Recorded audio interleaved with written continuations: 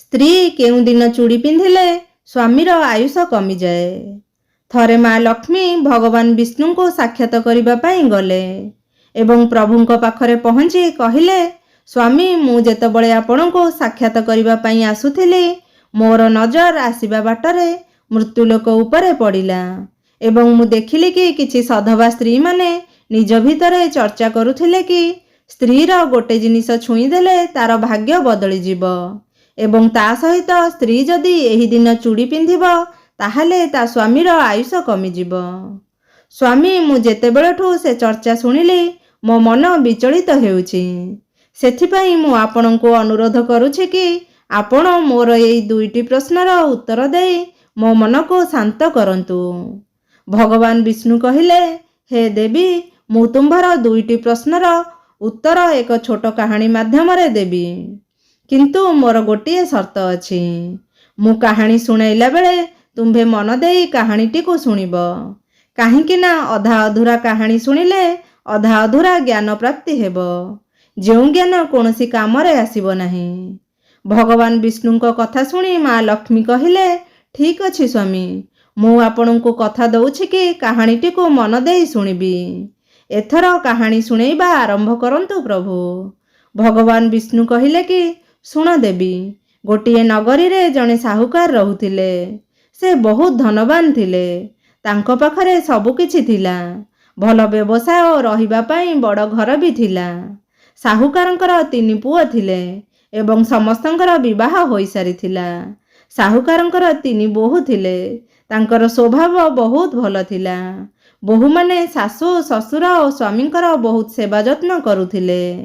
ସେଥିପାଇଁ ଘରେ ସୁଖ ଶାନ୍ତିର ବାତାବରଣ ରହିଥିଲା। କିନ୍ତୁ ସାହୁକାରଙ୍କ ବଡ଼ ପୁଅର ସ୍ୱଭାବ ଆଦୌ ଭଲ ନଥିଲା। ସେଥିପାଇଁ ସାହୁକାରଙ୍କ ବଡ଼ ପୁଅର ବାପା ମାଙ୍କ ସହିତ ଭଲ ପଡ଼ୁନଥିଲା।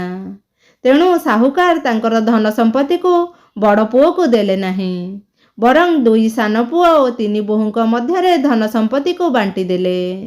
ଏହି କାରଣରୁ ବଡ଼ ପୁଅର ଆର୍ଥିକ ଅବସ୍ଥା ଆଦୌ ଭଲ ନଥିଲା। ଭଗବାନ ବିଷ୍ଣୁ କହିଲେ କି, ହେ ଦେବୀ, ଥରେ ସାହୁକାର ନିଜ ମନ ଭିତରେ ଚିନ୍ତା କଲେ, ଭଗବାନ ମୋତେ ସବୁ କିଛି ଦେଲେ କିନ୍ତୁ ଝିଅଟିଏ ଦେଲେ ନାହିଁ। ଯଦି ମୋର ଗୋଟେ ଝିଅ ଥାଆନ୍ତା, ମୁଁ ତାକୁ ମୋ ମନର କଥା ସବୁ କହିଥାନ୍ତି, ତାକୁ ବହୁତ ସ୍ନେହ ଶ୍ରଦ୍ଧା କରିଥାନ୍ତି। ଭଗବାନ ବିଷ୍ଣୁ କହିଲେ କି, ଦେବୀ, ସାହୁକାର ନିଜ ପତ୍ନୀଙ୍କ ସହିତ ଜୀବନକୁ ଅତିବାହିତ କରୁଥିଲେ, କିନ୍ତୁ ନିଜର କନ୍ୟା ସନ୍ତାନ ନଥିବାରୁ ସେ ବହୁତ ମନ ଭିତରେ ଦୁଃଖୀ ରହୁଥିଲେ। ସାହୁକାର ସଦାବେଳେ ନିଜ ଘର ପାଖରେ ଥିବା ମନ୍ଦିରକୁ ରାଧାରାଣୀଙ୍କ ଦର୍ଶନ କରିବାକୁ ଯାଉଥିଲେ। ଗୋଟେ ଦିନ ଯେତେବେଳେ ସାହୁକାର ରାଧାରାଣୀଙ୍କ ଦର୍ଶନ ପାଇଁ ଗଲେ, ସେଦିନ ମନ୍ଦିରକୁ ଜଣେ ସାଧୁ ଆସିଥିଲେ। ସାହୁକାରଙ୍କୁ ଦୁଃଖୀ ଦେଖି ସାଧୁ ପଚାରିଲେ, ତୁମ୍ଭେ ଦୁଃଖୀ କାହିଁକି ଅଛ? ସାହୁକାର କହିଲେ, ମହାରାଜ, ମୋର ଝିଅଟିଏ ନାହିଁ, ସେଥିପାଇଁ ମୁଁ ବହୁତ ଦୁଃଖୀ। ସାଧୁ ମହାରାଜ ସ୍ମିତହାସ୍ୟ ଦେଇ କହିଲେ, ଯଦି ଜୀବନରେ କାହାର ଅଭାବ ଥାଏ ତାହେଲେ ସେହି ଜାଗାରେ ଭଗବାନଙ୍କୁ ବସେଇ ଦେବା ଉଚିତ। ସାହୁକାର କହିଲେ, ମୋର କେହି ଝିଅ ନାହାନ୍ତି, ତାହେଲେ ମୋର କ'ଣ କରିବା ଉଚିତ? ତାପରେ ସାଧୁ ମହାରାଜ କହିଲେ, ତମେ ଗୋଟେ କାମ କର, ତୁମ୍ଭେ ରାଧାରାଣୀଙ୍କୁ ନିଜ ଝିଅ ଭାବେ ମାନିନିଅ। ଭଗବାନ ବିଷ୍ଣୁ କହିଲେ, ଦେବୀ, ସାଧୁ ମହାରାଜଙ୍କ କଥା ଶୁଣି ସାହୁକାର ସେହିଦିନ ରାଧାରାଣୀଙ୍କ ବଡ଼ ଚିତ୍ର ଆଣିଲେ ଏବଂ ନିଜର ଘରେ ଲଗାଇଲେ। ସେବେଠାରୁ ସାହୁକାରଙ୍କ ଜୀବନ ପୁରା ବଦଳିଗଲା। ସେ ଉଠିଲେ, ବସିଲେ, ଶୋଇଲେ, ଜାଗିଲେ ଶ୍ରୀ ରାଧାରାଣୀଙ୍କୁ ନିଜ ଝିଅ ଭାବି ତାଙ୍କ ସହିତ କଥା ହେବାକୁ ଲାଗିଲେ। ଖାଲି ସେତିକି ନୁହେଁ, ସାହୁକାର ନିଜ ଝିଅ ରାଧାରାଣୀଙ୍କୁ ନିଜର ମନ କଥା ସବୁ କହି ଖୁସି ଅନୁଭବ କରୁଥିଲେ। ଏହିଭଳି ଭାବରେ ସାହୁକାରଙ୍କର ରାଧାରାଣୀଙ୍କ ପାଖରେ ଏମିତି ମନ ଲାଗିଗଲା ଯେ ସେ ଯେତେବେଳେ ଦୋକାନକୁ ଯାଉଥିଲେ ରାଧାରାଣୀଙ୍କୁ ଭୋଗ ଲଗାଇ ପ୍ରସାଦ ପାଇ ଯାଉଥିଲେ ଏବଂ ସନ୍ଧ୍ୟାବେଳକୁ ଫେରି ରାଧାରାଣୀଙ୍କୁ ପ୍ରଣାମ କରି ତାଙ୍କ ସହିତ କଥା ହେଉଥିଲେ ଏବଂ ଭୋଗ ଲଗାଇ ତାର ପ୍ରସାଦ ଗ୍ରହଣ କରୁଥିଲେ। ଭଗବାନ ବିଷ୍ଣୁ କହିଲେ, ଦେବୀ, ସେ ସାହୁକାର ଯେବେଠାରୁ ରାଧାରାଣୀଙ୍କୁ ନିଜ ଝିଅ ହିସାବରେ ସ୍ୱୀକାର କରିଛି, ସେବେଠାରୁ ସେ ସାହୁକାର ବହୁତ ଆନନ୍ଦରେ ନିଜର ଜୀବନକୁ ଅତିବାହିତ କରୁଛି। ଯେତେବେଳେ ସାହୁକାରଙ୍କୁ କିଏ ପଚାରୁଥିଲେ, ତୁମ୍ଭର କେତୋଟି ପିଲା, ସାହୁକାର କହୁଥିଲେ, ମୋର 3 ପୁଅ 3 ବୋହୂ ଆଉ ଗୋଟିଏ ଝିଅ। ଭଗବାନ ବିଷ୍ଣୁ କହିଲେ, ଦେବୀ, ଗୋଟେ ଦିନ ସାହୁକାରଙ୍କ ଘରକୁ ଚୁଡ଼ି ପିନ୍ଧାଳି ମନିହାରିନ୍ ଆସିଲା। କିନ୍ତୁ ରାଧାରାଣୀ ଚିନ୍ତା କଲେ, ଆଜି ତ ଠିକ୍ ଦିନ ନୁହେଁ, ଆଉ ଆଜିର ଦିନରେ ଚୁଡ଼ି ପିନ୍ଧିବା ଶୁଭ ନୁହେଁ। ରାଧାରାଣୀ ନିଜ ମାୟାରେ ଚୁଡ଼ିର ରଙ୍ଗ ଖରାପ କରିଦେଲେ। ସେଥିପାଇଁ ସାହୁକାରଙ୍କ ବୋହୂମାନେ ଚୁଡ଼ି ନ ପିନ୍ଧି ମନିହାରିନ୍କୁ ଫେରାଇ ଦେଲେ। ସେପଟେ ମନିହାରିନ୍ 2 ଦିନ ପରେ ସେହି ଚୁଡ଼ିକି ଦେଖିଲା ବେଳକୁ ସେ ଚୁଡ଼ିର ରଙ୍ଗ ବହୁତ ସୁନ୍ଦର ଦେଖାଯାଉଥିଲା। ତାପରେ ମନିହାରିନ୍ ସେ ଚୁଡ଼ିକୁ ନେଇ ପୁଣି ସାହୁକାର ଘରକୁ ଆସିଲା। ଏଥର ସାହୁକାରଙ୍କ 3 ବୋହୂ ଚୁଡ଼ି ପିନ୍ଧିଲେ। ସ୍ୱୟଂ ରାଧାରାଣୀ ଚୁଡ଼ି ପିନ୍ଧିବା ପାଇଁ ପ୍ରକଟ ହେଲେ। ଯେତେବେଳେ ମନିହାରିନ୍ ରାଧାରାଣୀଙ୍କ ସ୍ୱରୂପ ଦେଖିଲା, ସେ ତାଙ୍କୁ ଦେଖି ସ୍ତବ୍ଧ ହୋଇଗଲା। ରାଧାରାଣୀ ମନିହାରିନ୍କୁ କହିଲେ, ମୋତେ ବି ଚୁଡ଼ି ପିନ୍ଧାଅ। ରାଧାରାଣୀଙ୍କ କଥା ଶୁଣି ମନିହାରିନ୍ ଭାବୁଛି କି ବୋଧହୁଏ ସାହୁକାରଙ୍କ ଘରକୁ କିଏ ଅତିଥି ଆସିଛନ୍ତି। କାହିଁକି ନା ସେ ଯେତେବେଳେ ଚୁଡ଼ି ପିନ୍ଧାଇବା ପାଇଁ ଆସେ, କେବଳ ସାହୁକାରଙ୍କ 3 ବୋହୂ ଚୁଡ଼ି ପିନ୍ଧନ୍ତି। ଭଗବାନ ବିଷ୍ଣୁ କହିଲେ କି, ଦେବୀ, ମନିହାରିନ୍ ଏମିତି ସବୁ ଚିନ୍ତା କରି ରାଧାରାଣୀଙ୍କୁ ଚୁଡ଼ି ପିନ୍ଧାଇ ଦେଲା ଏବଂ ରାଧାରାଣୀ ଚୁଡ଼ି ପିନ୍ଧି ସାରିଲା ପରେ ଏକ ଓଟ ଉପରେ ବସି ଅନ୍ତର୍ଧ୍ୟାନ ହୋଇଗଲେ। ସମସ୍ତଙ୍କୁ ଚୁଡ଼ି ପିନ୍ଧାଇ ସାରିଲା ପରେ ମନିହାରିନ୍ ସାହୁକାରଙ୍କ ଦୋକାନକୁ ତାର ପ୍ରାପ୍ୟ ନେବା ପାଇଁ ଗଲା। ମନିହାରିନ୍ ସାହୁକାରଙ୍କୁ କହିଲା କି, ଘରକୁ ଚୁଡ଼ି ପିନ୍ଧାଇବା ପାଇଁ ଯାଇଥିଲି, 3 ବୋହୂଙ୍କୁ ଚୁଡ଼ି ପିନ୍ଧାଇ ଆସିଲି। ତାପରେ ସାହୁକାର ମନିହାରିନ୍କୁ ସବୁବେଳେ ଯେତିକି ଟଙ୍କା ଦେଉଥିଲେ ସେତିକି ଟଙ୍କା ଦେଲେ। କିନ୍ତୁ ମନିହାରିନ୍ କହିଲା, ଆଜ୍ଞା, ମୁଁ ଆଜି 3 ଜଣ ନୁହେଁ 4 ଜଣଙ୍କୁ ଚୁଡ଼ି ପିନ୍ଧାଇଛି, ସେଥିପାଇଁ ମୋତେ ଅଧିକା ପଇସା ଦିଅନ୍ତୁ। ଭଗବାନ ବିଷ୍ଣୁ କହିଲେ, ଦେବୀ, ମନିହାରିନ୍ର କଥା ଶୁଣି ସାହୁକାର କହିଲେ, ମୋ ଘରେ 3 ବୋହୂ ଅଛନ୍ତି, ତାହେଲେ 4 ଜଣଙ୍କୁ କେମିତି ଚୁଡ଼ି ପିନ୍ଧାଇଲ? ମନିହାରିନ୍ କହିଲା, ଆଜ୍ଞା, ମୁଁ କେବଳ ଏତିକି ଜାଣିଛି, ମୁଁ ଆପଣଙ୍କ ଘରେ 4 ଜଣଙ୍କୁ ଚୁଡ଼ି ପିନ୍ଧାଇଛି। ସାହୁକାର କହିଲେ, ଠିକ୍ ଅଛି, ତୁମେ ଏବେ 3 ଜଣଙ୍କ ପଇସା ନିଅ। ମୁଁ ଘରେ ଯାଇ ବୁଝି ସାରିଲା ପରେ ଯେ ତୁମେ ଆଉ କାହାକୁ ଚୁଡ଼ି ପିନ୍ଧାଇଛ, ତାପରେ ଯାଇ ପଇସା ଦେବି। ମନିହାରିନ୍ କହିଲା, ଠିକ୍ ଅଛି ଆଜ୍ଞା, ଆପଣ ପ୍ରଥମେ ଘରେ ବୁଝନ୍ତୁ, ତାପରେ ମୋତେ ପଇସା ଦେବେ କହି ମନିହାରିନ୍ ଚାଲି ଆସିଲା। ଭଗବାନ ବିଷ୍ଣୁ କହିଲେ, ଦେବୀ, ସନ୍ଧ୍ୟାରେ ଯେତେବେଳେ ସାହୁକାର ଘରେ ପହଞ୍ଚି ମନିହାରିନ୍ କଥା ପଚାରିଲେ, ବୋହୂମାନେ କହିଲେ କି କେବଳ ଆମେ 3 ଜଣ ହିଁ ଚୁଡ଼ି ପିନ୍ଧିଛୁ। ସାହୁକାର କହିଲେ, ମୁଁ ସେହି କଥା ସେ ମନିହାରିନ୍କୁ ସେତେବେଳୁ ବୁଝାଉଛି କି ଆମ ଘରେ 3 ବୋହୂ ହିଁ ଚୁଡ଼ି ପିନ୍ଧିଛନ୍ତି।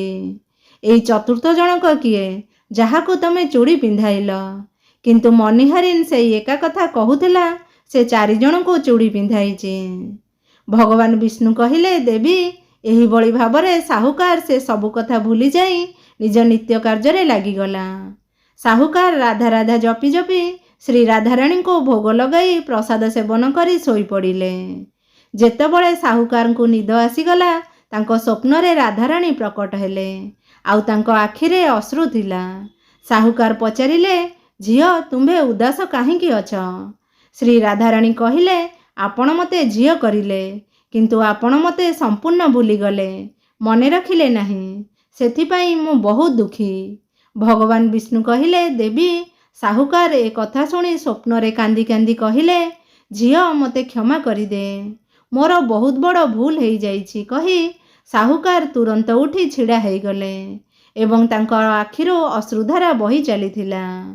ସାହୁକାର ସିନ୍ଦୁକରୁ ପଇସା ବାହାର କରି ମନିହାରିନ୍ର ଘର ଆଡ଼କୁ ଆଗେଇ ଚାଲିଲେ।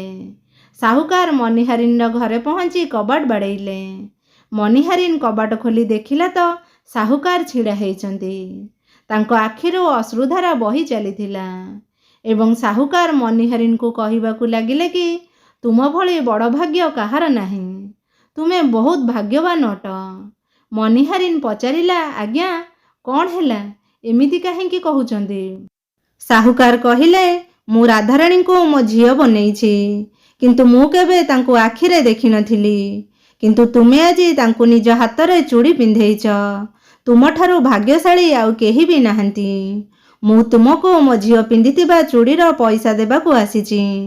ଏହା କହି ସାହୁକାର ଆଣିଥିବା ମୁଦ୍ରାଥଳିକୁ ତାଙ୍କ ହାତରେ ଦେଇଦେଲେ ଆଉ କହିଲେ, ଏଥିରୁ ଯାହା ନେବାର ଅଛି ନେଇଯାଅ। ଭଗବାନ ବିଷ୍ଣୁ କହିଲେ, ଦେବୀ, ଯେତେବେଳେ ମନିହାରିନ୍ ଶୁଣିଲା ସ୍ୱୟଂ ରାଧାରାଣୀ ତା ହାତରୁ ଚୁଡ଼ି ପିନ୍ଧିବା ପାଇଁ ଆସିଥିଲେ। ମନିହାରିନର ଆଖିରୁ ଅଶ୍ରୁର ଧାରା ବହିବାକୁ ଲାଗିଲା ଏବଂ ମନିହାରିନ କହିଲା, ଆଜ୍ଞା, ମୁଁ ରାଧାରାଣୀଙ୍କୁ ଚୁଡ଼ି ପିନ୍ଧାଇବା ପଇସା କେମିତି ନେଇପାରିବି? ଏମିତି ସୌଭାଗ୍ୟ କାହାକୁ ମିଳିପାରିବ ଯାହା ମୋତେ ମିଳିଥିଲା? ଆଉ ମୁଁ ରାଧାରାଣୀଙ୍କୁ ମୋ ନିଜ ହାତରେ ଚୁଡ଼ି ପିନ୍ଧେଇଛି। ମୁଁ ଆପଣଙ୍କ ପାଖରୁ ଝିଅ ରାଧାରାଣୀର ଚୁଡ଼ି ପଇସା କେବେ ବି ନେବି ନାହିଁ। ଭଗବାନ ବିଷ୍ଣୁ କହିଲେ, ଦେବୀ, ସାହୁକାର କିନ୍ତୁ ମନିହାରିନ କଥା ନ ଶୁଣି ମୁଦ୍ରା ଥଳିଟିକୁ ତା ଘରେ ରଖିଦେଇ ପଳେଇ ଆସିଲେ ନିଜ ଘରକୁ। ତାପରେ ନିଜ ସ୍ତ୍ରୀକୁ ନେଇ ଶ୍ରୀ ରାଧାରାଣୀଙ୍କ ମନ୍ଦିରକୁ ଚାଲିଗଲେ। ସେହିଦିନଠାରୁ ସାହୁକାର ନିଜର ସବୁ କିଛି ତ୍ୟାଗ କରି ସନ୍ନ୍ୟାସୀ ହେଇଗଲେ ଏବଂ ନିଜର ଶେଷ ଜୀବନକୁ ଶ୍ରୀ ରାଧାରାଣୀଙ୍କ ମନ୍ଦିରରେ ତାଙ୍କର ଭକ୍ତିରେ କାଟିଦେଲେ। ଭଗବାନ ବିଷ୍ଣୁ କହିଲେ, ଦେବୀ, ସାହୁକାର ଏବଂ ତାଙ୍କର ପତ୍ନୀ ମନ୍ଦିରରେ ରାଧାରାଣୀଙ୍କ ଭକ୍ତିରେ ହଜିଗଲେ। ଏପଟେ ରାଧାରାଣୀ ସାହୁକାରଙ୍କ ବଡ଼ ପୁଅକୁ ସ୍ୱପ୍ନରେ ଆସି କହିଲେ, ତମେ ନିଜ ମାଆର ସେବା କରୁନାହଁ, ସେଥିପାଇଁ ତମେ ଏଭଳି ସ୍ଥିତିରେ ଅଛ। ତମେ ଆଜିଠୁ ନିଜ ମାଆର ପାଦ ଛୁଇଁବା ଆରମ୍ଭ କର। ରାତାରାତି ତୁମ୍ଭର କେମିତି ଭାଗ୍ୟ ବଦଳିଯିବ ଦେଖିବ। ଭଗବାନ ବିଷ୍ଣୁ କହିଲେ, ଦେବୀ, ଏହିଭଳି ଭାବରେ ସାହୁକାରର ବଡ଼ ପୁଅ ନିଜ ମାଆର ପାଦ ପ୍ରତିଦିନ ଛୁଇଁବାକୁ ଲାଗିଲା ଏବଂ ଧୀରେ ଧୀରେ ସେ ବଡ଼ଲୋକ ହେଇଗଲା। ତାର ଆଉ ଧନ ସମ୍ପତ୍ତିର ଅଭାବ ରହିଲା ନାହିଁ। ଭଗବାନ ବିଷ୍ଣୁ କହିଲେ, ଦେବୀ, ତୁମ୍ଭର ପ୍ରଥମ ପ୍ରଶ୍ନର ଉତ୍ତର ଏବେ ଶୁଣ। ତୁମ୍ଭର ପ୍ରଥମ ପ୍ରଶ୍ନ ଥିଲା କି ସ୍ତ୍ରୀକୁ ନ ପଚାରି ତାର କୋଉ ଜିନିଷ ଛୁଇଁଦେଲେ ରାତାରାତି ଭାଗ୍ୟ ବଦଳିଯାଏ। ଏହି କଥାଟାକୁ ଭଲରେ ବୁଝ ଦେବୀ। ଯେଉଁ ମଣିଷ ସାହୁକାରର ବଡ଼ ପୁଅ ଭଳି ନିଜ ମାଆର ପାଦ ଛୁଇଁ ସେବା କରିବ ଏବଂ ମାଆର ଚରଣାମୃତକୁ ପାନ କରିବ, ସେ ଲୋକର ଶୋଇଥିବା ଭାଗ୍ୟ ରାତାରାତି ବଦଳିଯିବ। ସେ ଗୋଟେ ଦିନ ବହୁତ ବଡ଼ ଲୋକ ନିଶ୍ଚିତ ହେବ। ଭଗବାନ ବିଷ୍ଣୁ କହିଲେ, ଏବେ ତୁମ୍ଭର ଦ୍ୱିତୀୟ ପ୍ରଶ୍ନର ଉତ୍ତର ଶୁଣ। ତୁମ୍ଭର ଦ୍ୱିତୀୟ ପ୍ରଶ୍ନଟି ଥିଲା କି ସ୍ତ୍ରୀ କେଉଁଦିନ ଚୁଡ଼ି ପିନ୍ଧିଲେ ତା ସ୍ୱାମୀର ଆୟୁଷ କମିଯାଏ। ତେବେ ଶୁଣ, ଯେଉଁଦିନ ମନିହାରିନ ସାହୁକାରଙ୍କ ତିନି ବୋହୂଙ୍କୁ ଚୁଡ଼ି ପିନ୍ଧାଇବା ପାଇଁ ଆସିଥିଲା, ସେଦିନ ରାଧାରାଣୀ ଦେଖିଲେ କି ମଙ୍ଗଳବାର ଥିଲା। ସେଥିପାଇଁ ରାଧାରାଣୀ ତାଙ୍କ ମାୟାରେ ଚୁଡ଼ିର ରଙ୍ଗକୁ କଳା କରିଦେଲେ, ଯେଉଁଥିପାଇଁ ସାହୁକାରର ବୋହୂମାନଙ୍କର ଚୁଡ଼ି ପସନ୍ଦ ହେଲାନି। 2 ଦିନ ପରେ ମନିହାରିନ ଶୁକ୍ରବାର ଦିନ ଚୁଡ଼ି ନେଇ ଆସିଲା। ରାଧାରାଣୀଙ୍କ କୃପାରୁ ଚୁଡ଼ିର ରଙ୍ଗ ପୁଣି ଆଉଥରେ ସୁନ୍ଦର ହେଇଗଲା। ସେଦିନ ସାହୁକାରର 3 ବୋହୂ ଆଉ ରାଧାରାଣୀ ଚୁଡ଼ି ପିନ୍ଧିଲେ। ଏହିଭଳି ଭାବରେ ସବୁବେଳେ ସଚେତନ ରହିବା ପାଇଁ ରାଧାରାଣୀ ସାହୁକାରଙ୍କ ବଡ଼ ପୁଅ ପରି 3 ବୋହୂଙ୍କ ସ୍ୱପ୍ନରେ ଆସି ଚୁଡ଼ିର ମହତ୍ତ୍ୱ ବିଷୟରେ କହିଲେ। ସବୁ ସଧବା ସ୍ତ୍ରୀମାନେ ଚୁଡ଼ି ପିନ୍ଧିବା ପୂର୍ବରୁ ଏହିସବୁ କଥା ଉପରେ ବିଶେଷ ଗୁରୁତ୍ୱ ଦେବା ଦରକାର। ସଧବା ସ୍ତ୍ରୀମାନେ ସଦାବେଳେ 21ଟି ଚୁଡ଼ି ପିନ୍ଧିବା ଉଚିତ। ନୂଆ ଚୁଡ଼ି ସଦାବେଳେ ସକାଳେ କିମ୍ବା ସନ୍ଧ୍ୟାବେଳେ ପିନ୍ଧିବା ଉଚିତ। ନୂଆ ଚୁଡ଼ି ସର୍ବଦା ରବିବାର କିମ୍ବା ଶୁକ୍ରବାର ପିନ୍ଧିବା ଦ୍ୱାରା ତାଙ୍କର ସ୍ୱାମୀର ଆୟୁଷ ବଢ଼େ। ଚୁଡ଼ି ମଙ୍ଗଳବାର କି ଶନିବାର ଦିନ କିଣିବା କି ପିନ୍ଧିବା ଉଚିତ ନୁହେଁ। ଏମିତି କଲେ ସ୍ୱାମୀଙ୍କର ଆୟୁଷ କମିଯାଏ। ଚୁଡ଼ି 16 ଶୃଙ୍ଗାର ଭିତରୁ ଗୋଟେ। ସେଥିପାଇଁ ବୁଝି ବିଚାରି ଭାବିଚିନ୍ତି ଚୁଡ଼ି ସଠିକ୍ ଦିନ ଓ ସଠିକ୍ ସମୟରେ ପିନ୍ଧିବା ଉଚିତ। ସାଙ୍ଗମାନେ, ଆଜିର ଏ ଭିଡ଼ିଓଟି ଯଦି ଆପଣମାନଙ୍କୁ ଭଲ ଲାଗିବ ତାହେଲେ ମୋତେ କମେଣ୍ଟ ମାଧ୍ୟମରେ ନିଶ୍ଚିନ୍ତ ଜଣାଇବେ। ତା ସହିତ ଭିଡ଼ିଓଟିକୁ ଲାଇକ୍ କରିବେ, ଚ୍ୟାନେଲକୁ ସବସ୍କ୍ରାଇବ୍ କରିବେ। ପାଖରେ ଥିବା ବେଲ୍ ଆଇକନ୍ଟିକୁ ଦବାଇ ଦେବେ, ଯାହାଦ୍ୱାରା କି ନୂତନ ଭିଡ଼ିଓ ଆସିଲେ ଆପଣଙ୍କ ପାଖରେ ସର୍ବପ୍ରଥମେ ପହଞ୍ଚି ପାରିବ। ଜୟ ଜଗନ୍ନାଥ।